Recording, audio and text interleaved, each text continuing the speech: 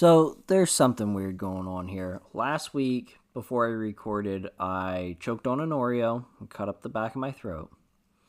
Then earlier today, we were enjoying the beautiful weather outside, hanging out on the patio, and there must have been like a group of gnats, and they were bullying the one gnat, and he was like, well, I'm just going to take my ball and go home, and flew right into the back of my throat, and like, I don't know. I don't know if maybe he's lived there his whole life, and he misplaced his TV remote, and he just buzzed around in there forever like he was looking for something. I don't know.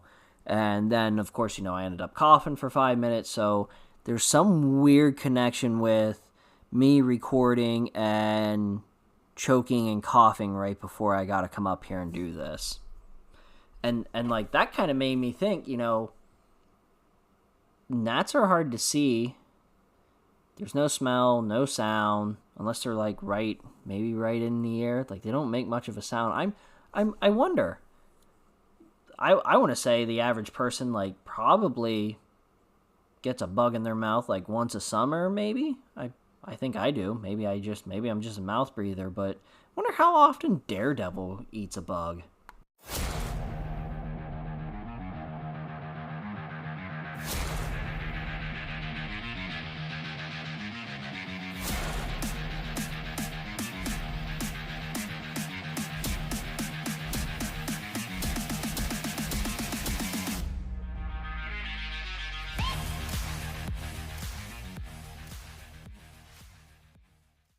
Yo! What's up, Unbuckled Brigade? Welcome to Unbuckled Comics, where I read and review comics just for you. I'm your host, Unbuckled Cape, and today I'm looking at Daredevil Yellow. One of my favorite comics that we have reviewed so far. I'm not sure if it cracks my top 10 favorite of all time, but a great comic nonetheless, and done by my favorite comic tandem, Jeff Loeb and Tim Sale. But before we get to all that, I'd like to let you know there's a Facebook and Instagram page of the same name, Unbuckled Comics, where you can keep up with upcoming episodes, add comics to episodes, spice up your feed. I started doing more reels. I have plans on doing... I got a bunch of these Silver Age comics over the last month or so. I'm giving them grades, even though I don't grade things professionally, putting prices on them. I plan on, reading through them and just, making videos going through these comics, and some of them are really, really cool comics. So plan on doing that and posting a bunch of videos on that. And you can also DM me on there if I didn't say that already. Also, I have a Discord. I'd love to have you in, and I'll have you there. All you got to do is ask, and I will send you the link.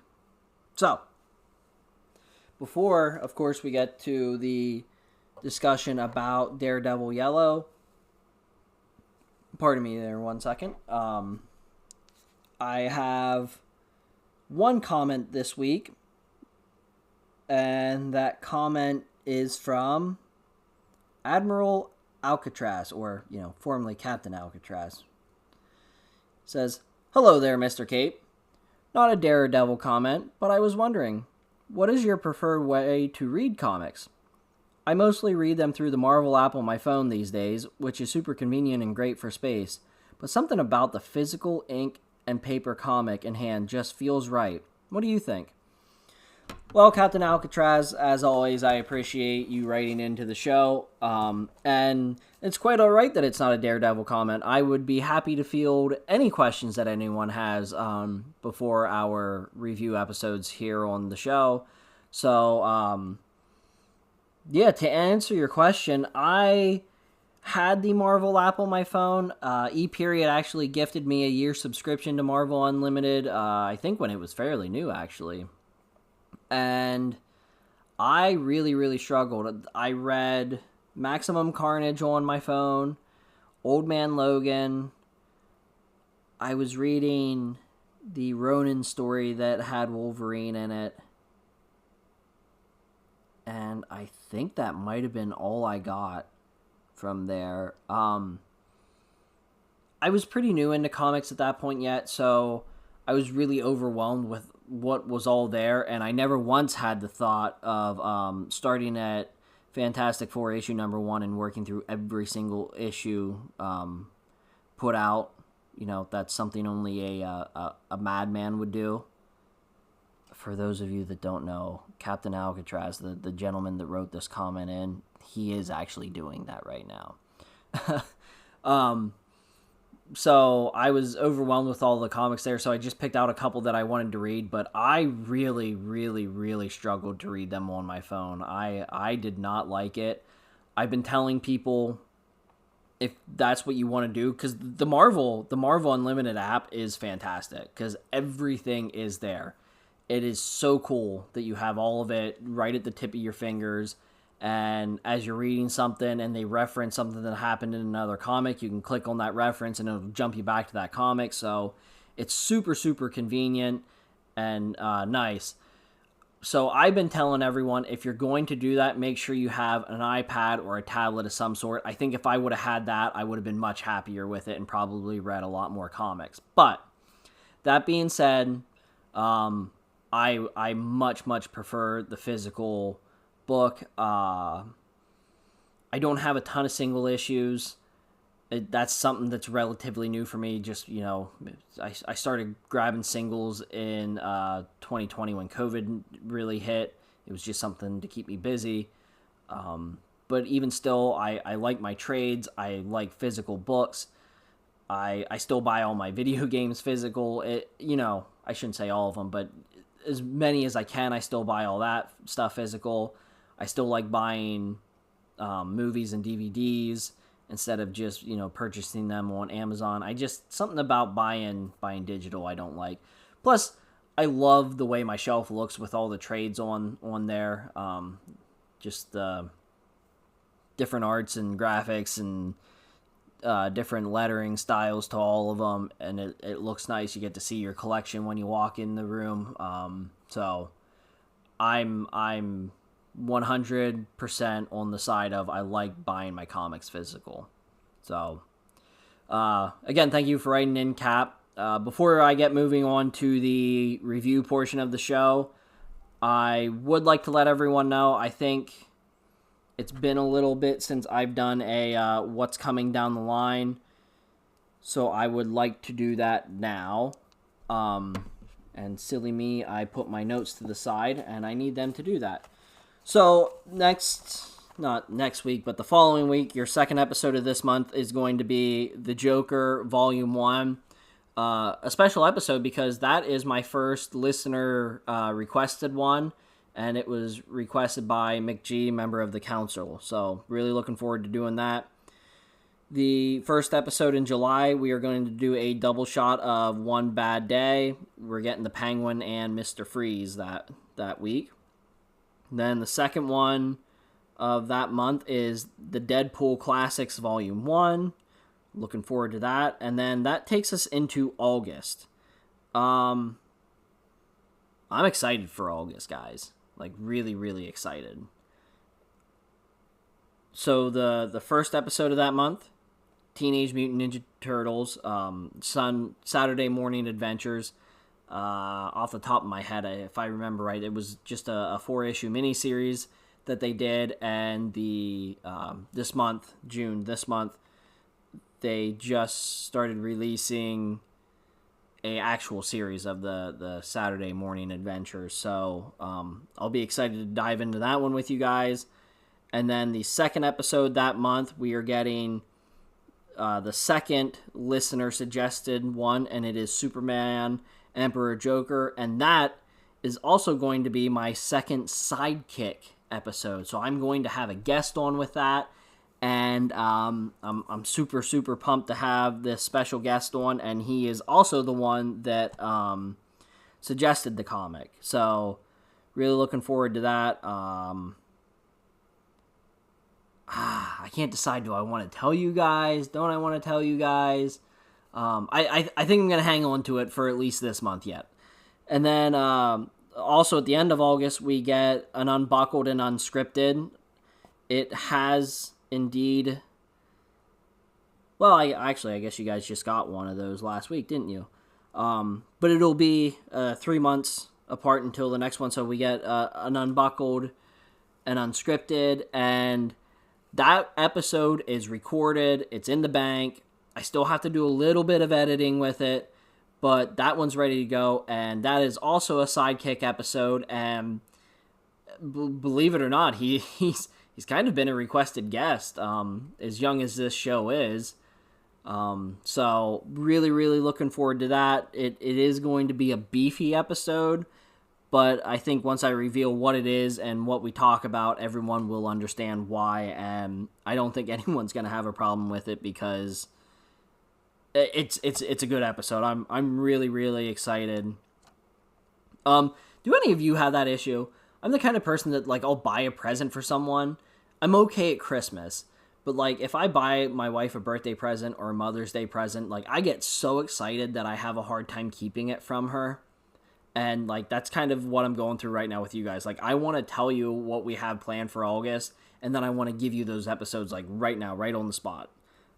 So I'm super pumped. And then, I don't know, I might have mentioned it before. I need to keep track of this better, but August is almost assuredly going to be my last month of doing bi-weekly episodes. In September, I have full intentions of releasing weekly episodes. I think what I'm going to do is comics like... looking here at ones that we did. Comics like Spirit of Vengeance, Rise of Midnight Suns, or Court of Owls, Night of Owls. There are going to be ones that would be split up. Spider-Man, Vengeance of Venom, that's a bigger comic. They're actually going to get 2 episodes now. So week 1, you're going to get Spider-Man, Vengeance of Venom Part 1, and then Spider-Man, Vengeance of Venom Part 2. And then books like Daredevil Yellow, like you're going to hear today, not a very thick book. There's not a lot to it. That's still going to remain a single episode. So we're going to get mixes of episodes here and there starting in September. I have not picked out exactly what I'm doing for September. I think I would like to do Daredevil, the Fist Saga. Give you 2 parts of that, part 1 and part 2. And then at that point, the Dark Knight of Steel run should be done. I should have all of those, and I think I want to finish up the month doing 2 episodes on that. And I am picking those episodes because that's actually that is mine and Unbuckled Baby's birthday month. So I'm going to be reading what I want to read for that month. And then the following month in October, we'll have another Sidekick episode. And then I'm not 100% sure what we're going to be doing for the rest of that month, but I do also want to start running some polls to let you guys vote, and I think maybe October is when I'm going to start doing that. You guys might get to pick the first comic for that month, or maybe I'll let you guys pick what's coming in November. But I know in our Discord I set up a poll chat room, and I've used it like twice, but that stuff is coming.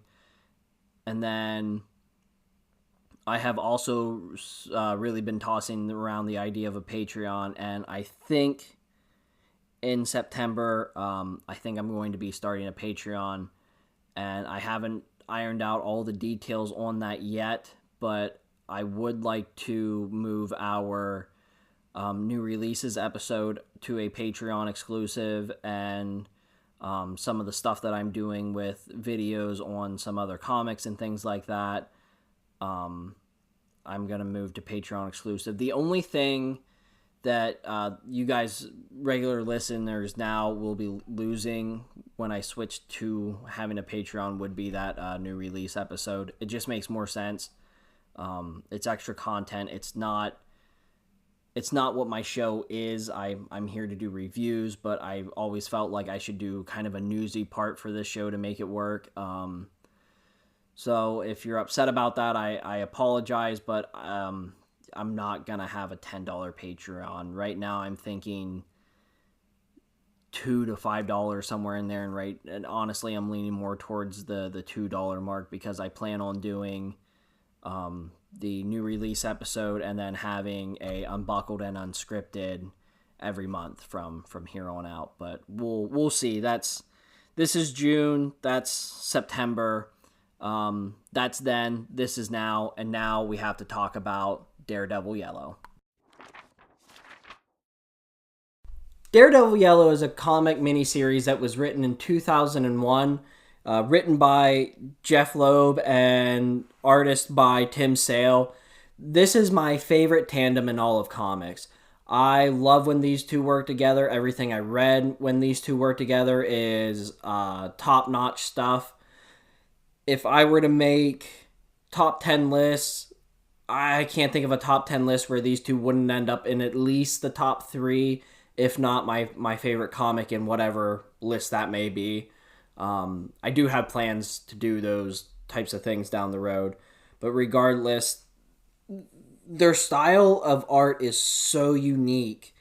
It's kind of like watercolory, cartoony, but there's a lot of dark tones in the background that make it feel kind of real. It's incredible. I love their stuff.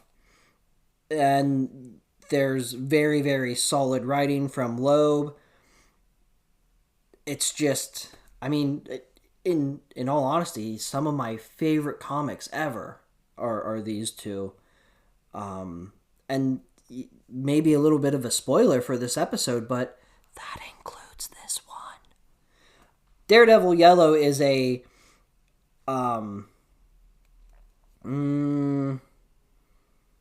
Yeah, I'll say it that way. Daredevil Yellow, it's a competent origin story for Daredevil, which is kind of why it's Daredevil Yellow. See, they actually have 4 of these. It's Daredevil Yellow, Spider-Man Blue, Hulk Gray, and Captain America White. I also have the Spider-Man Blue. I haven't read the Hulk and the Captain America, but Hulk was gray when he originally started. I don't quite understand the Spider-Man Blue and the Captain America White, but that's neither here nor there. Excuse me. Aside from it being an origin story, it is a great look at Matt Murdock and Karen Page's relationship. Sorry, I'm jumping around my notes a little bit. So that's really where the focus of the story is. I'll explain a little bit here in a little bit what I mean by that, but it's an origin story while focusing on their relationships, and it's really, really cool how they write it. But just so you know, Jeff Loeb, the writer, and Tim Sale, the artist, like I've already said, here are the comics that just they worked on together, not their individual stuff, them together. I already mentioned Spider-Man Blue, Hulk Gray, Captain America White.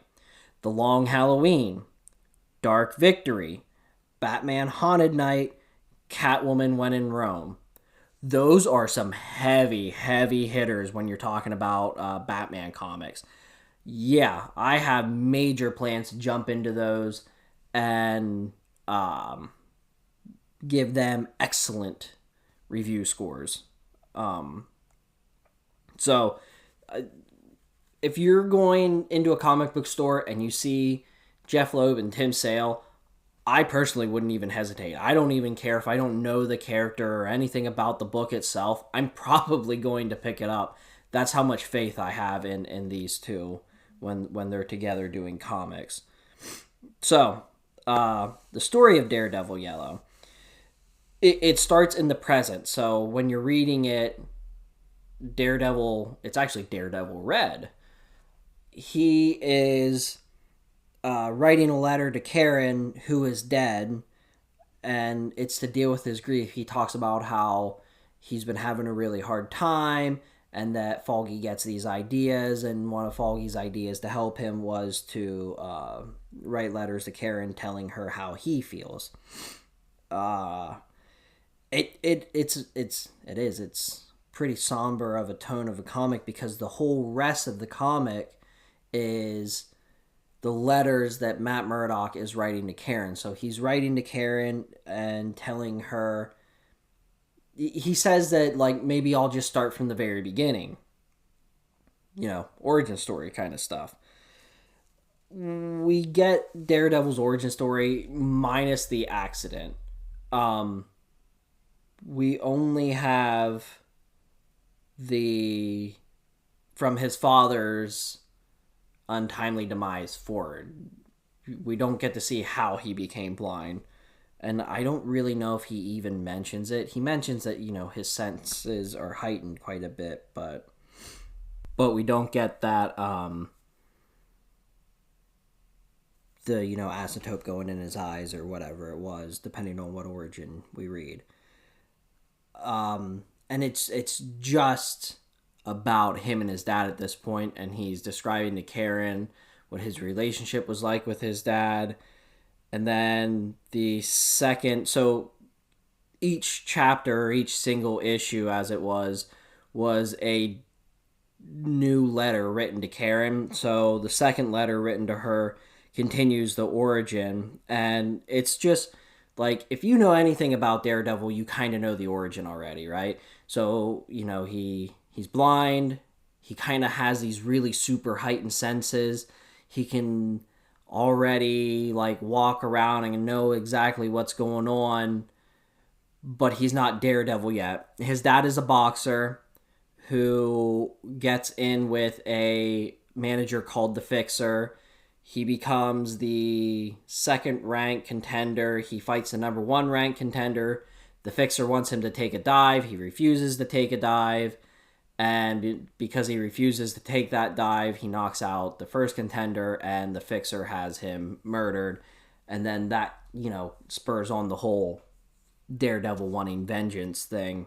Kind of the stereotypical superhero, vigilante type origin story. So, anyway, that's kind of the short of the first two issues. I know that it seems like that's kind of boring, but like I said before, this is a really, really competent origin story. No, it's not necessarily like... in my opinion, the best Daredevil writer is Frank Miller. Kind of maybe a spicy opinion, but I think Frank Miller writing Daredevil is better than Frank Miller writing Batman, but that's a topic for another day. It's not boring. I mean, I'm really pumping through these first two issues talking about the origin, but I guess I shouldn't assume everyone knows Daredevil's origin, but it's just, paint by the numbers type stuff, I guess, is what I'm getting at. There's really nothing really noteworthy to mention because I basically just said it all. But reading it is way different. And it's also worth pointing out that this is a pretty short book. This was a mini-series. The paperback trade is probably only... I'm going to say maybe 25 pages. It's short. It's not... It was a really, really, really quick read for me. It doesn't make it bad. It just... The first two issues really went into depth with the origin and really took a time and was really dialogue heavy because he's writing a letter to Karen Page. And there's a lot of like fillers where like, oh, I really miss him, Karen. Every time I smell aftershave or something like that, it reminds me of him. And then, he's talking about like if someone is wearing perfume that reminds him of Karen, and he's going through his grief. And I'm kind of skipping over that a little bit because we get into it more as this moves on. But that's what this is more or less about. It's how Matt Murdock is handling his grief of not only losing Karen Page, but also his dad. So the third issue... the second issue ends with Matt Murdock is already Daredevil, and he and Foggy Nelson are setting up their law firm, and he entrusts Foggy to come up with a secretary, and at the end of the issue, Karen comes in for the interview. The third, we get to see more of Matt's abilities, and this is a really fun section of the book. They get their first client, and to celebrate their first client, they go to a bar. I think it's to celebrate their first client. Yeah, anyway.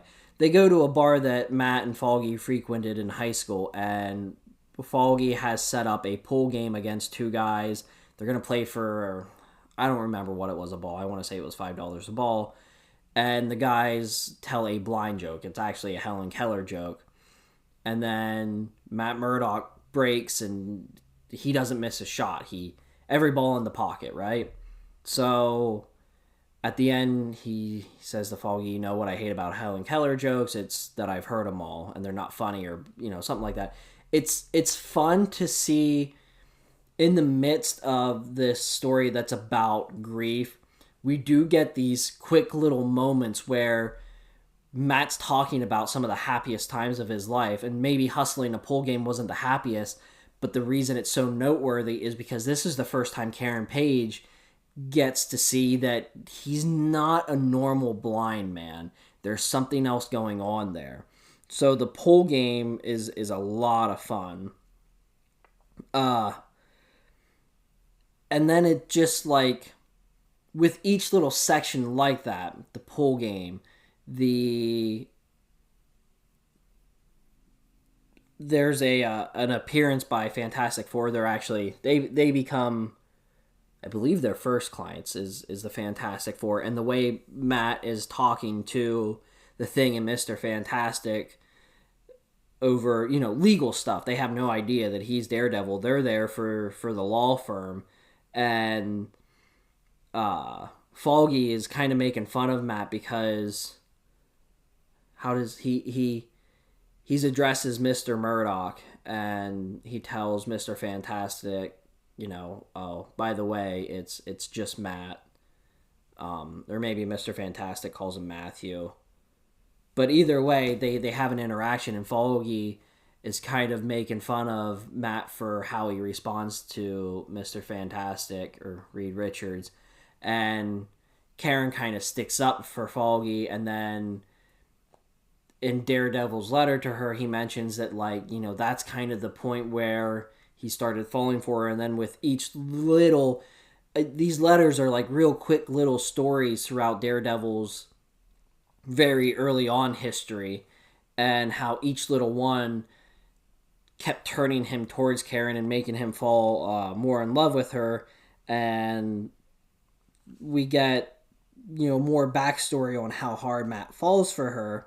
And by the end of the third book, we get to see the Owl. The Owl is a villain that I do not know basically diddly squat about. This is the only book I've ever seen him in. And he's kind of an odd character. He reminds you of the Penguin, short stubby thing, but then he can also fly. And I'm not really sure what the deal is with him. But we move on. Starting at the fourth book, there's a really fun fight with Electro that Daredevil has. So far we have Fantastic Four, the Owl, and Electro as, other cast members, other Marvel villains and superheroes, I guess is the way I should put it, thrown into this story. And the fight with Electro is fun, and Matt kind of says to Karen, hey, this was my, first battle with a real supervillain, and he kind of gets his butt handed to him at first, and then he goes after him, and he subdues him the second scuffle that they have, and there's all these, they kind of crash a theater, and there's all these girls on stage that are, swooning over him, and he talks about, how that kind of gives him the confidence to pursue Karen. But just the way the art is drawn, the sparks of electricity, the way they have Daredevil's movement and his Billy Club bouncing all over the place, even though it's not an in-depth story, it's such a great visual representation of Daredevil and the history and how he moves, and Electro, and it's so great. And I really hesitated to make this into an episode because I feel like I can't use my words to portray to you what it looks like and how great it is. This book is visually stunning the whole way through. Again, I praised Tim Sale so much for his work on it. And then with the unique writing of a letter to Karen Page, it works so well. Um, sorry, I lost my place while I was going on my little ramble. Oh, so there is a portion in his letter to Karen where he talks about the old days and how costume villains rarely killed anyone and never harmed women and children, right? Uh, I love this little tidbit that they threw in there. It really is a callback to simpler times in comics. Remember, this is written in 2001, so not that long ago. I mean, wow, I guess it is 12 years ago. Ugh. So,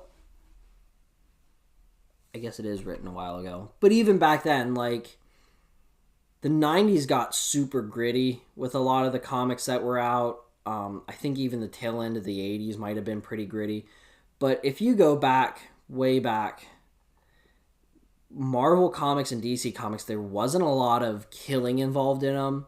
And this was kind of one of those callbacks to a simpler time in comics, and also a simpler time, for the heroes and stories, and it's just a reminder that things always weren't dark and gritty. And I think the reason they really wanted to throw this in here was because of the tone of the comic itself. The tone of this Daredevil Yellow story is so somber and all about grief that they threw out a reminder there that it's not always this way for us, I guess. And then after that, again, we just get a continuation of Matt exploring his grief for his dad, talking about, when he fights, his dad used to tell him about the crowds and how he would get amped up when they were cheering him or booing him and things like that. And he's exploring his grief for Karen while he tells us, how he feels in love with, how he fell in love with her. By the end of 4, Foggy is, he's kind of a side character in it. He's not there a ton, dialogue wise. It really is more about Matt and Karen, but he plays an important role, and it comes at the end of book 4, issue 4, I guess. Matt comes back to the office after the Electro fight, and Foggy is pacing the floor and tells Matt that he wants to propose to Karen. So Karen isn't in the office. Issue 5, she went to go talk to their new client, the Owl, and he has kidnapped her, right? So, Daredevil has no idea where they are, no idea where to start. The address that they have for the Owl is a dead-end address, and he goes to the Empire State Building and just sits up there and listens. And it's the first time that he tried this, so it's another nod to us that this is a very young Daredevil. He's, just starting out. He doesn't quite have the full understanding of his total capabilities. And he just sits up there and listens. He's eventually able to pinpoint Karen. So, he goes and finds her, and we get like a real brief scrap. It's not... It's the banter that makes it worth it. There's just the way that he is talking to Karen, and he kind of slips up a little bit. And how does he... Trying to think. He says... Oh, he calls her Karen right away.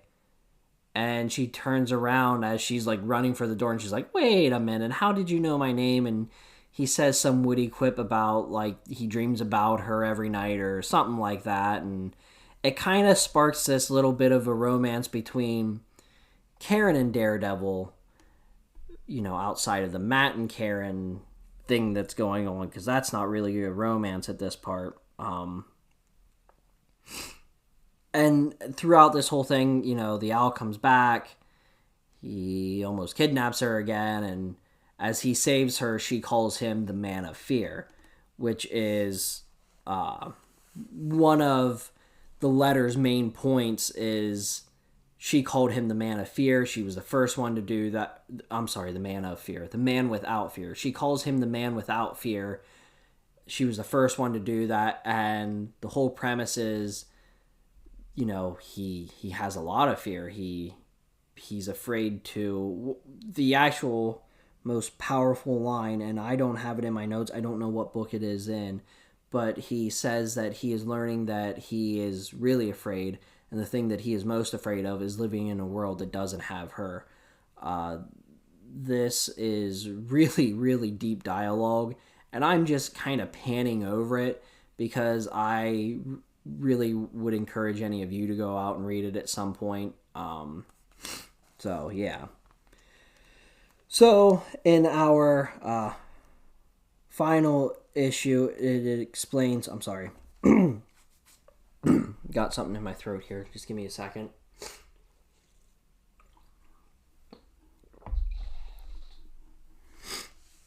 All right. So she oh boy, where did I go? So when she gets back, this is the end of issue 5. When she gets back, like, Daredevil disappears, and Karen goes back to the office, and she's telling Matt about all this stuff that happened with the owl, and she's, like, throwing punches like Daredevil, and she kind of stumbles and falls into Matt's arms, and Foggy is outside the room, and he sees it, and this kind of sparks that love triangle that actually in Frank Miller's... Was it in Frank Miller's book? I don't remember if Frank Miller touched on... I'm sure he did at some point. But this is a well-known love triangle in the Marvel comics. Foggy likes Karen, Matt likes Karen, and she's kind of in the middle of it. And because this is such a short book, we see the friendship of Matt and Foggy crumble very, very, very quickly.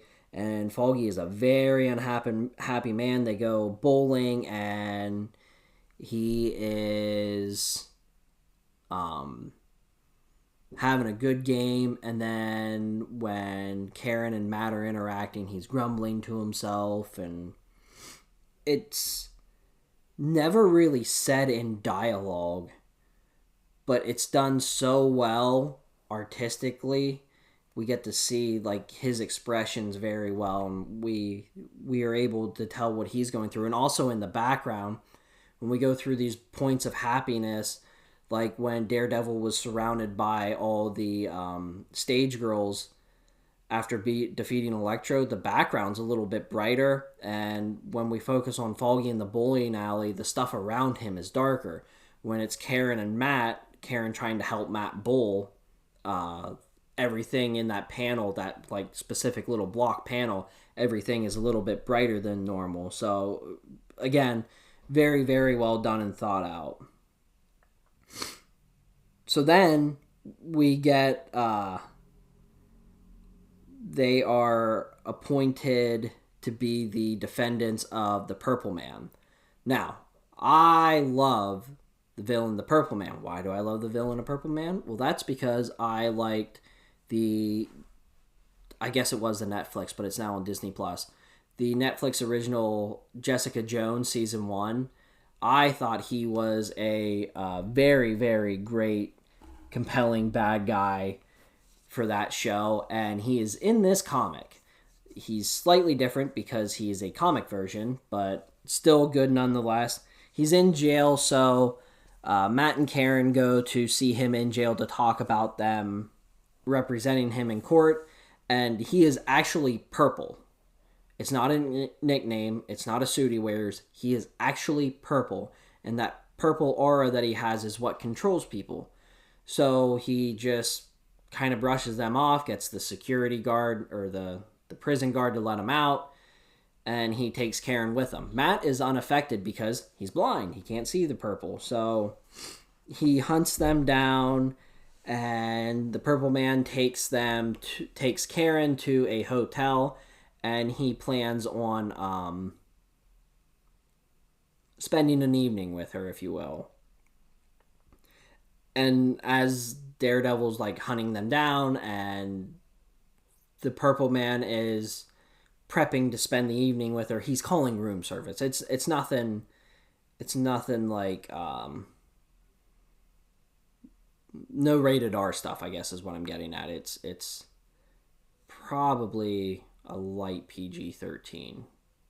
Anyway, Daredevil starts talking about how he has fought a lot of bad criminals, Kingpin and Bullseye a lot of times. But he thinks that Purple Man is one of the worst because Kingpin, he wants world domination. Bullseye is just out for revenge and mayhem. Purple Man was at the time, he was just after Karen. He just wanted Karen, and he took her against her will and was going to make her do whatever he wants. And Daredevil says about how that makes him so much worse than all the others. And I kind of tend to agree, which is why I liked the Purple Man so much in Jessica Jones. Because when you have the ability to make people do whatever they want against their will, like, you can become a real monster real quick. And it might be something as simple as... No, that's the wrong way to put it. It's horrible what he had planned on doing with Karen, right? Because she has no control over it. So she's a puppet, basically. So then we get, of course, Daredevil saves Karen. It's again, short book. It's a quick, not real lengthy, drawn out battle. And Karen ends up asking Daredevil on a date. So when she goes back to the office, they're talking about, her taking a rest. Or it's the next day, she comes in, and throughout the whole comic, she refers to Matt and Foggy as Mr. Nelson and Mr. Murdoch. And, repeatedly they tell her, don't call us that, call us Matt and Foggy. So the morning after the Purple Man incident, and she asked Daredevil on a date, she comes in, and she refers to them as Matt and Foggy, and they're kind of confused. She asks, "Oh, do I have to stay late tonight?" And they're like, "No, I don't think so." "Good, because I have a date." "Who do you have a date with?" "Mr. Daredevil." So it's kind of a funny thing where if she is interested in someone, I guess she calls him Mr. And the whole book she was referring to both Matt and Foggy as Mr. So she was kind of interested in both of them, I guess. And as soon as they realize that she is now in love with Daredevil, Foggy and Matt relationship is prepared, and they kind of joke around about it. But that is the 30-minute wrap-up of the plot. In all honesty, you could probably sit down and not much longer than what this podcast is going to end up being, finish up the story on your own. So just to wrap everything up, I'm sure you kind of picked up on it by now, but the overall tone of this comic really is quite somber, because Matt is writing a letter to his dead girlfriend, and the pace is super, super slow. The stories that are being told happen really quick, but the pace of him getting through his grief is slow. And that's what makes at least the narrative side of the story so real, because he's dealing with his grief. It's not one of these things where, like, he goes into a fit of rage and then goes after her, killer, and then catches the killer, and at the end goes, "No, this isn't what she would have wanted," and throws him in jail. It's not that. That's all over with. This is well after. In the beginning, he kind of gives you the feeling that it's maybe even been months or a year after her death that he's still having a hard time coping with it, that he starts writing these letters. So this has been a really long, drug-out process for him, and that's why the pacing of this story is so slow, and to me, what makes it so special. Again, I've talked about the art so much, but to balance off that to balance off the slow pacing, the art on each and every panel feels so fresh and really kind of upbeat with the way the backgrounds are so dull to match that tone, but Daredevil's yellow and red suit, his red suit at the beginning of the end, Karen's blonde hair. Oh my word, what is wrong with me today? Karen's blonde hair, the black suits that they wear into court, the owl's green jacket, the purple man's purple. All those main focus points just jump right off the page like it's 3D, and it works so beautifully. Yeah, the plot's serious, but like I said, this great contrast of color also allows them to give you the right facial expressions for each character. And sometimes you read comics and you get these really awkward panels where they're trying to draw like a surprised face on our characters, and they kind of end up awkward, and you don't get that anywhere in these comics. So then, the other main aspect is with this is, it's about, the relationships, right? So there's the Matt and Karen relationship. Excuse me again. And the Foggy, Matt, and Karen. And I've kind of already touched on that for the most part. I don't have a ton more to add to that, but this was this story is completely and totally kind of like an origin. It was meant to be like, it was meant as a way to tell an origin in a couple early stories, but it's mostly about how he developed a relationship with Karen Page. And then because it is so short, they didn't have time to go into like the real depths of the love triangle between Karen, Foggy, and Matt. But they were able to squeeze in that, like, once both men realized that the other was in love with her, their relationship was very rocky. And it does hint at the fact that, maybe Nelson and Murdoch wouldn't be able to survive if both men were chasing after her. But then, of course, she falls in love with Daredevil, and it's not an issue anymore. And it's all kind of glanced over because they want the main focus to be about grief. And I think the whole topic of grief is handled very well. And that in a whole is something that makes comics unique, right? I mean, yes, it was the last episode you would have heard before this one, the Batman Birth of the Demon. There was a pretty sensitive topic in that, and I felt personally that they didn't handle it well because they just kind of glossed over it. It wasn't the point of their comic. It was just something that they wanted to go over.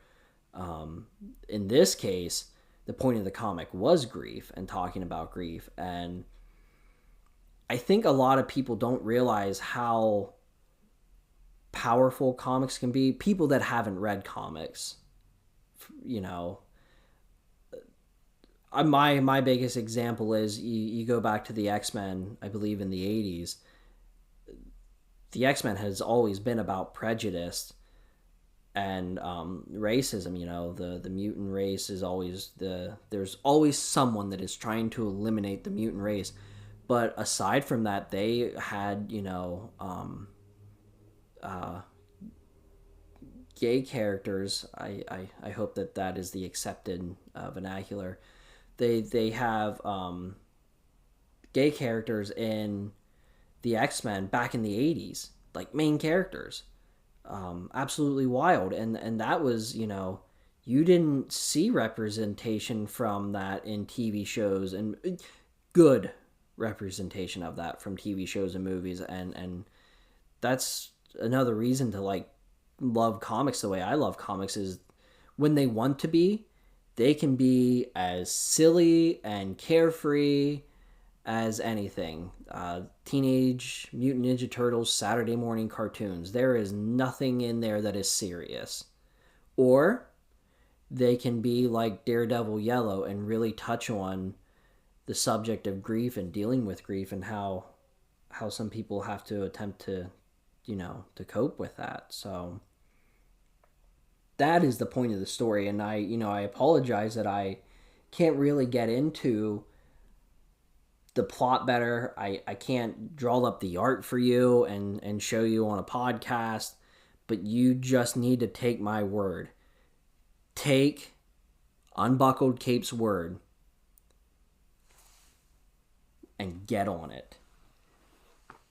This doesn't have to be the next story you read, but please, please, please, please, get on it.